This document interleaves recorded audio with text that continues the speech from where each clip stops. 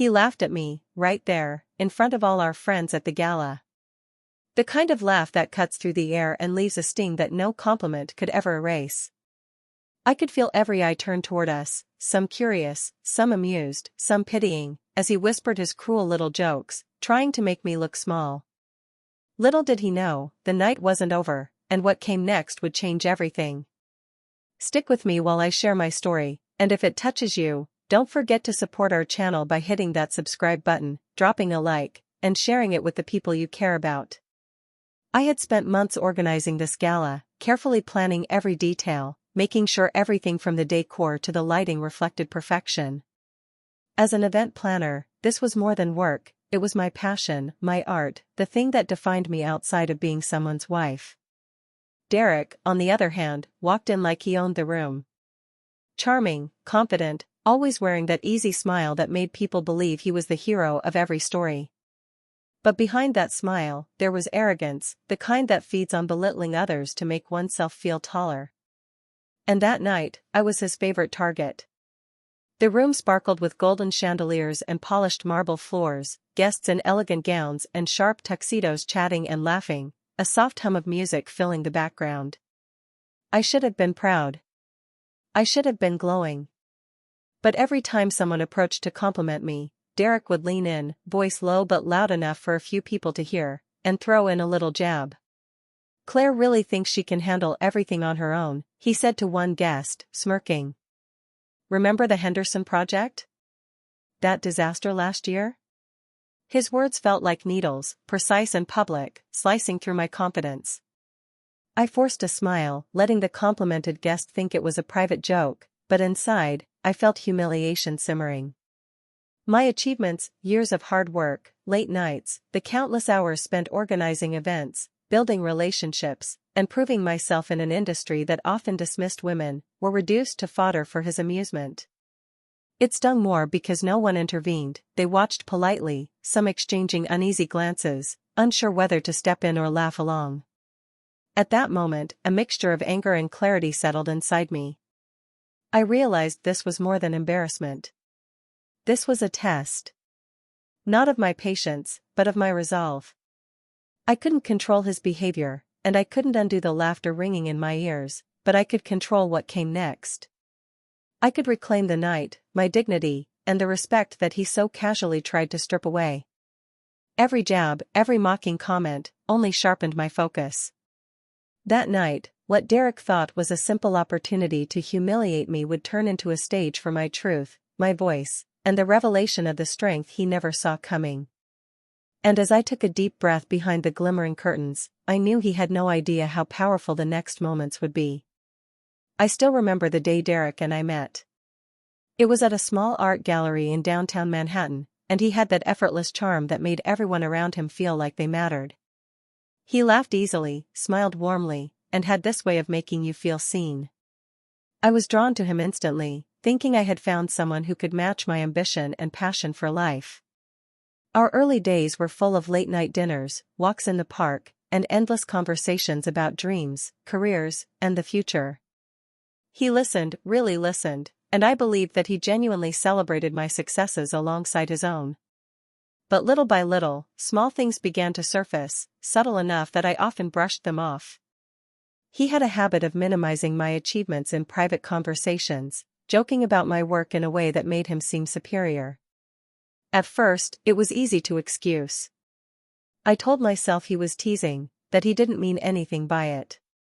But over time, it became clear that these weren't harmless jokes, they were small digs, carefully placed to make me question myself, to remind me that no matter what I accomplished, he held the upper hand.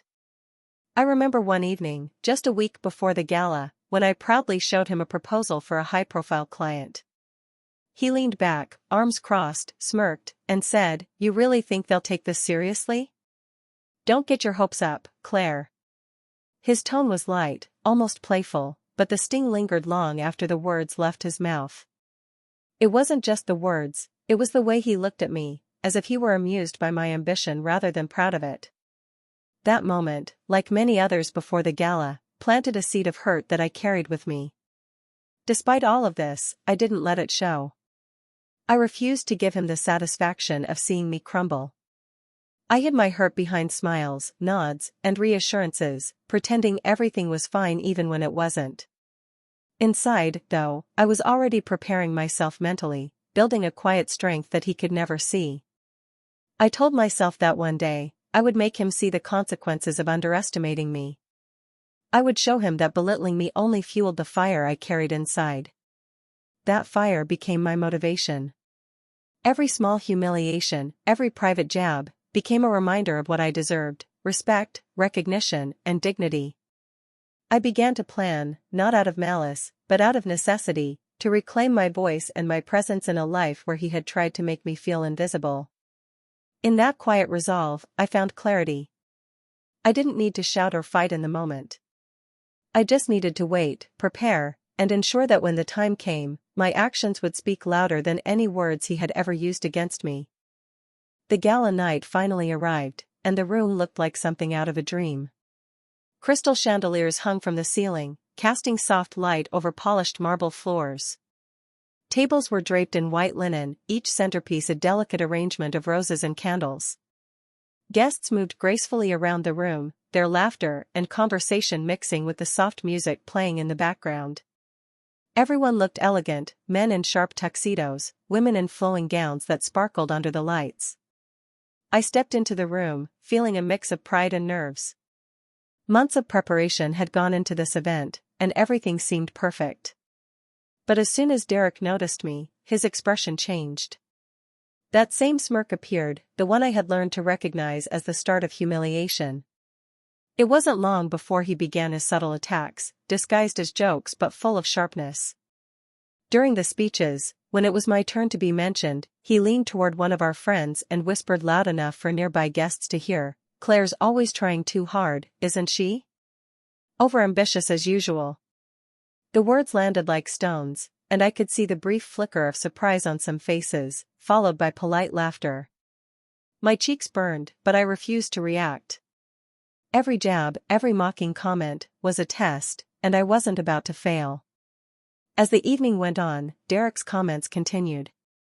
He interrupted conversations I tried to have, inserted little insults, and even made fun of my dress, suggesting it was too flashy for the serious nature of the event. Guests began whispering among themselves, some exchanging looks that made my stomach twist. I could feel the humiliation spreading inside me, a heavy weight pressing against my chest. It would have been easy to shrink back, to hide, to let the night defeat me. But as the murmurs and laughter reached my ears, something inside me shifted. I realized that my power wasn't in avoiding the embarrassment or pretending it didn't hurt, it was in how I chose to respond. I felt a quiet, steady strength growing, a resolve that I would not leave this night diminished or silenced. Derek could try to make me look small, but he could not touch the determination I carried inside. Every whispered comment, every sneer, only strengthened my resolve. I reminded myself of everything I had built, the countless hours, the sacrifices, and the passion I had poured into my work. This was my moment, and no one, not even Derek, would take it from me. The humiliation I felt became fuel, a signal that I needed to act, that I needed to reclaim the room and my dignity. By the time the speeches ended, I was no longer just enduring the night. I was ready. Ready to turn every insult, every mocking glance, into a reminder of my strength. I knew that this gala, which Derek had thought would highlight my failures, would instead become the stage for my truth. And in that moment, I made a silent promise to myself, I would not leave this night defeated. After the gala, I went home feeling a mix of anger and determination.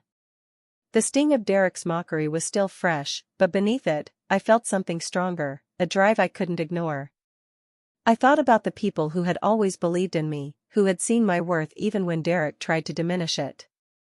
My mentor, Mrs. Caldwell, who had guided me through my earliest projects, always reminded me that confidence and preparation were my greatest weapons.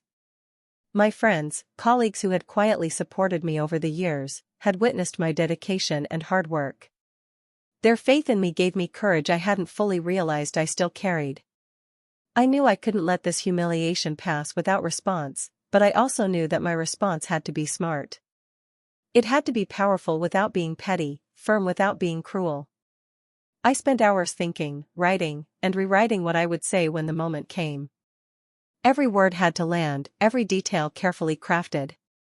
This wasn't about embarrassing Derek in a cheap way, it was about reclaiming the respect I deserved, showing everyone, including him, that my voice mattered.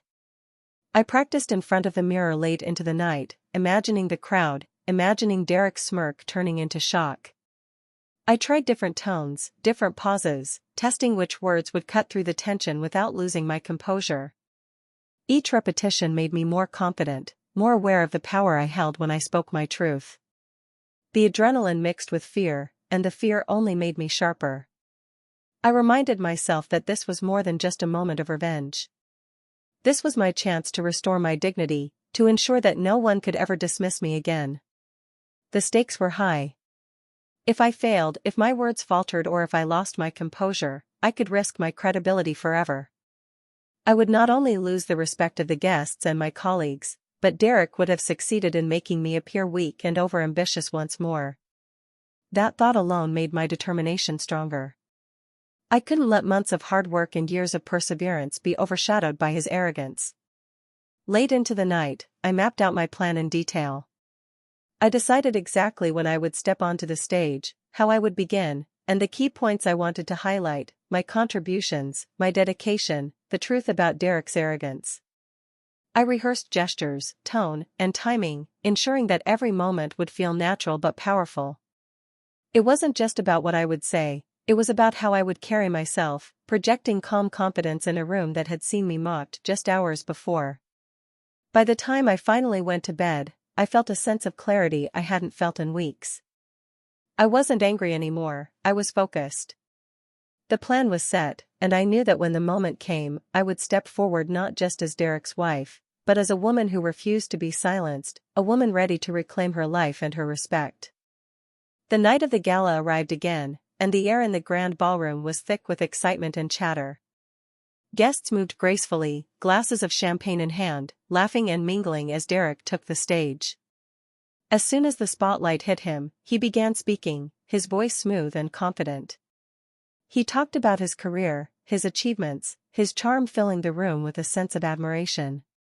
Every word he said, though, carried an edge, subtle jabs meant to overshadow my work, to make it seem like my contributions didn't matter. I stayed backstage, hidden just behind the curtains, my heart racing with anticipation. I could hear snippets of the crowd reacting, polite applause mixing with laughter at Derek's jokes. He was doing exactly what he wanted, drawing attention to himself while minimizing my presence.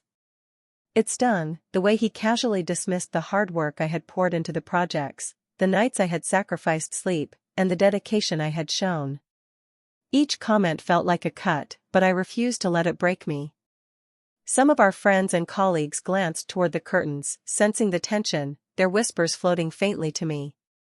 They noticed the sharpness in Derek's words, the way he smirked while recounting stories that made me seem less competent. But none of them knew what I had planned. Some wondered if I would just stand quietly, letting him take the spotlight as he always tried to. That uncertainty only heightened the suspense, and I felt a small, private thrill at knowing they didn't yet realize what was about to happen. I closed my eyes for a moment and rehearsed my words silently, picturing the crowd, the stage, and Derek's smug expression.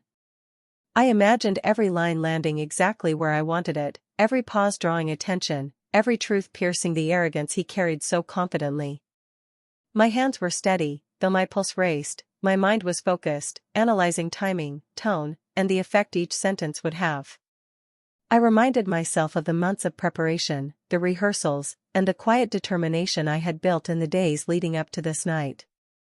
Inside, a storm of emotions swirled, hurt from the humiliation, betrayal from someone I had loved and trusted, and anger that refused to fade.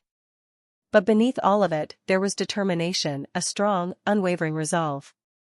I knew this was my chance, not just to defend myself, but to reclaim the respect I had been denied for so long. Derek thought he controlled the room, he thought he had diminished me in front of everyone. He had no idea that the real power was waiting just behind the curtains, ready to step forward at the right moment. Every laugh from the audience, every approving nod he received, only sharpened my focus. I reminded myself that this wasn't about revenge for its own sake, it was about justice, dignity, and the chance to finally be seen for who I truly was. My heart pounded, my thoughts raced, but I felt ready. When the time came, I would walk onto that stage not as a humiliated wife, but as a woman whose voice could no longer be ignored. When the moment finally came, I took a deep breath and stepped onto the stage. The spotlight hit me, and for a second, I let the silence settle, letting Derek and the audience adjust to my presence. The room was full of people I knew, people I respected, and a few who had only come to see Derek shine. I stood tall, my hands relaxed at my sides, my voice steady even as my heart raced. I began calmly, deliberately, highlighting the projects we had worked on together. I spoke about the countless hours I had spent planning, coordinating, and ensuring that every detail was perfect. I mentioned how I had handled the negotiations, the logistics, and the moments when things could have gone wrong, but didn't, because of my dedication. I didn't shout or accuse. I simply stated the truth, letting the facts speak for themselves. Then I shifted the focus. I talked about Derek's arrogance, how he often claimed credit for work that wasn't his, how he belittled the very people who made his success possible. I shared examples of moments when he had dismissed my ideas in meetings, mocked my efforts privately, and acted as though my contributions were minor. I kept my tone calm, controlled, and firm, each word chosen carefully to cut through the charm he so often relied on. As the words landed, I noticed the subtle reactions in the crowd. A few people leaned forward, their eyebrows rising. Some murmured quietly to their neighbors. And then came the gasps, soft at first, then louder, as the truth sank in. Friends and colleagues who had only seen Derek's polished public persona began to see the reality I had lived with. The shock in their eyes fueled me, confirming that my message was reaching its mark. I continued, speaking with poise and confidence, highlighting not just the betrayal, but the lessons I had learned from it. I wanted everyone to understand that this wasn't just about exposing Derek, it was about reclaiming my own voice, my dignity, and my place in the room.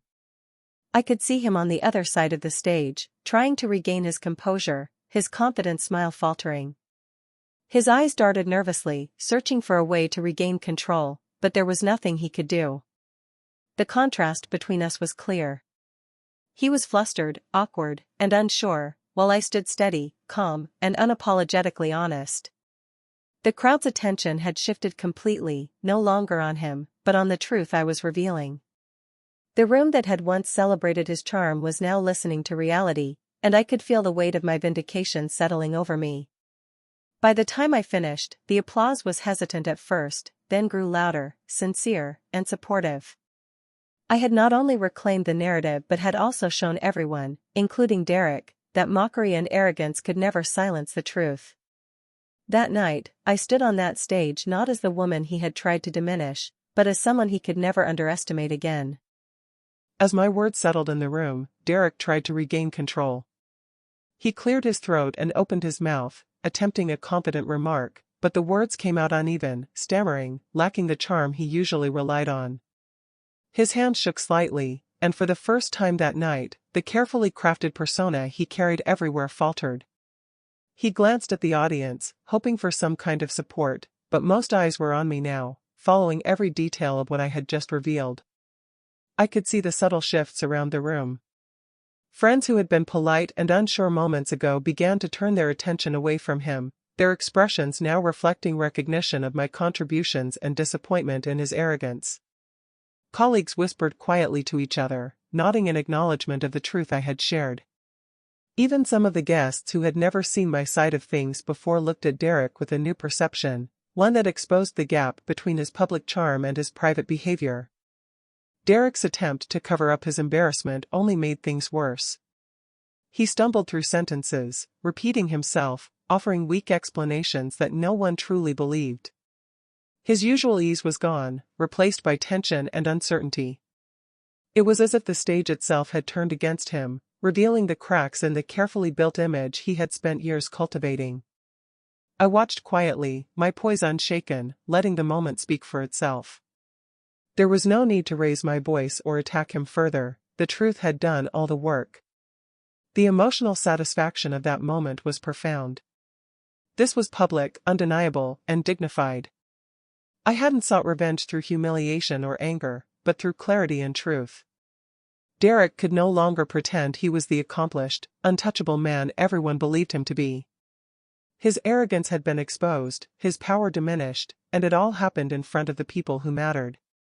The applause and nods I received afterward were not just for me, they were a silent acknowledgement that integrity and hard work deserved recognition over charm and deception. I could sense that the consequences for Derek would extend beyond that night. Among peers, colleagues, and friends, the whispers and impressions would linger. People would remember how he had belittled me, how he had been caught off guard, and how the truth had shone through despite his efforts to maintain control. His reputation, carefully maintained for so long, had been tarnished. Others would think twice before trusting him completely or letting his arrogance overshadow their own achievements. And yet, in all of this, I felt no gloating, no need to savor his discomfort beyond recognizing that justice had been served. My satisfaction came from reclaiming my space, my voice, and my respect. The night had shown that true power isn't in mockery or dominance, it's in truth, preparation, and courage. Derek had faced the consequences of his actions, not through my anger, but through the undeniable proof of who I was and what I had accomplished. That realization, quiet and firm, gave me a sense of victory that no public stage could ever take away. When I finally returned home, the quiet of my apartment felt almost unreal after the chaos of the gala. The city lights filtered through the curtains, casting soft patterns on the floor, and for the first time that night, I allowed myself to breathe fully. There was a sense of victory in the air, but alongside it, a lingering ache, the kind that comes from being deeply betrayed by someone you once trusted completely. The relief of standing my ground mixed with the memories of his mockery, creating a strange blend of satisfaction and sorrow. Derek was there when I arrived, pacing slightly, looking uneasy. His usual confidence was gone, replaced by a hesitant, almost fragile demeanor. "Claire," he began, his voice low, I'm sorry. I didn't mean to," I stopped him with a calm but firm shake of my head. His apology felt hollow, the words empty and rehearsed. I could see he wanted forgiveness without truly acknowledging the hurt he caused. I refused to give it. My boundaries had been crossed, and no amount of words could erase the humiliation or pain he had inflicted. I sat quietly on the edge of the sofa, letting him fumble through his apology while I observed, detached. There was no anger left that needed to explode, only clarity. I understood now that my strength didn't come from reacting to him, but from knowing my own worth and refusing to let him diminish it again. The gala had shown me that my voice, my accomplishments, and my dignity could stand on their own, independent of his validation or approval. As I reflected, I realized that this moment was only the beginning of reclaiming my personal life fully. I had allowed his arrogance and mockery to affect me for too long, letting it shadow my confidence and peace. That would end now. Every decision, every plan, every step I took from this point forward would be for me, not to appease or impress him. He would no longer have the power to undermine me, to belittle my achievements, or to control the narrative of my life. I thought about the future, the opportunities one could embrace, the relationships I could nurture, and the goals I could pursue without fear of dismissal. The betrayal had been painful, yes, but it had also ignited a clarity and resilience I had underestimated in myself. I knew that Derek's presence in my life would never again dictate my sense of self-worth. By the time the night settled into deep quiet, I felt a profound sense of resolution. I wasn't just victorious because of the gala, I was victorious because I had reclaimed my voice, my dignity, and my power. Derek's apology, weak and insufficient, would not shake that. The path ahead was mine to walk freely, and I was ready to take it with confidence, strength, and a clear understanding of what I deserved. I had faced betrayal, endured humiliation, and yet, I emerged stronger, fully prepared to protect my life, my respect, and my peace. In the weeks and months after the gala, my life began to shift in ways I hadn't fully anticipated. Freed from the constant shadow of Derek's arrogance, I poured myself into my work with renewed energy. Projects that once felt overwhelming now became challenges I approached with focus and confidence. I organized events, built new partnerships, and refined my skills, all while keeping my standards high and my vision clear.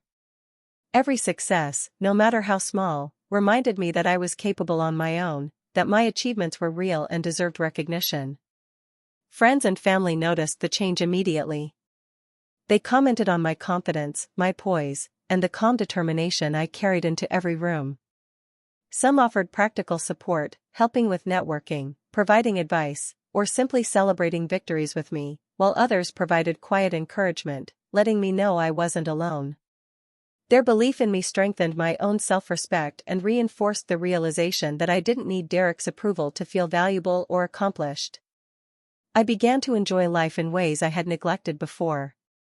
Evenings that were once tense with Derek's criticisms became opportunities to explore personal passions, reading, planning creative projects, or simply enjoying moments of solitude without guilt or fear.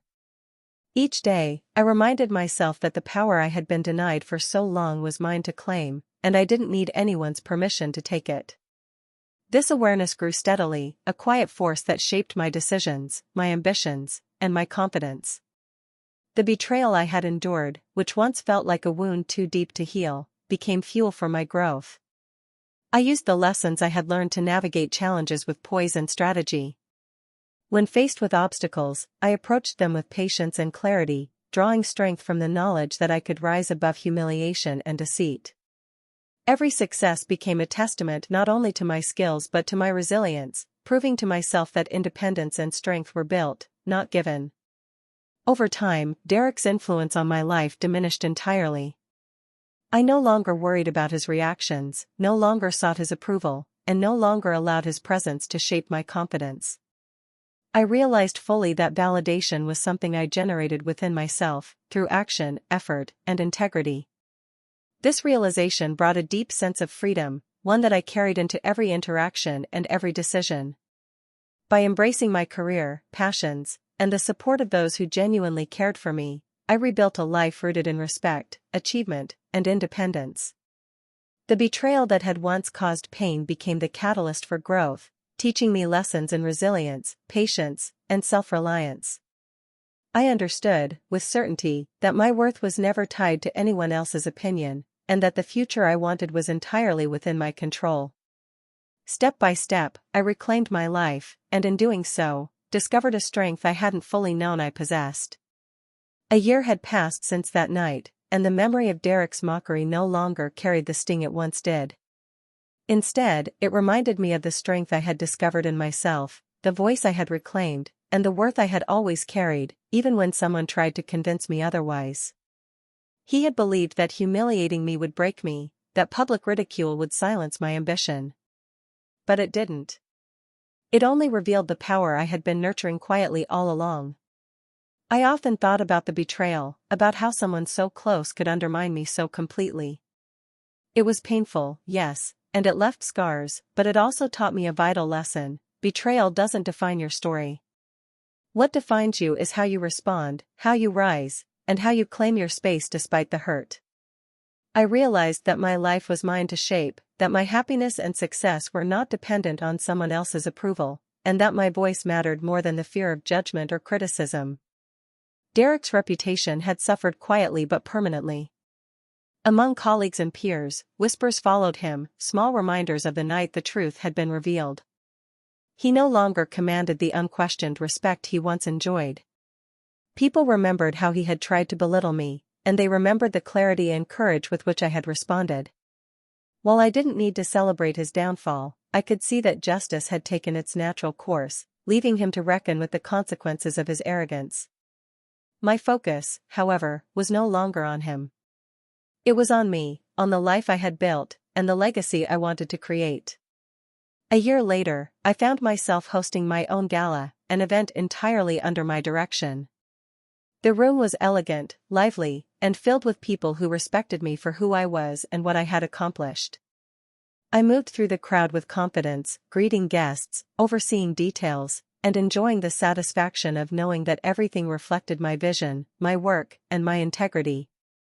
As I looked around, I felt a deep sense of fulfillment. The applause, the smiles, and the appreciation from those present were tangible reminders that the journey I had endured, through betrayal, humiliation, and doubt, had led me to this moment. I had turned a painful experience into a platform for growth and empowerment. Standing at the center of that gala, I thought again about the lesson I had learned, that strength comes from within, that dignity is earned through resilience, and that even the deepest betrayals cannot define your story unless you allow them to. The audience of my life, friends, family, colleagues, and even strangers, witnessed a woman who had endured, learned, and ultimately risen. I knew then, with complete certainty, that no one could ever take away my voice, my worth, or my peace. What had once been a night of humiliation had become a turning point, a defining moment that shaped the confident, empowered life I now lived. And in that clarity, I found both closure and an enduring sense of victory, leaving the past behind while fully embracing the life I had fought to create.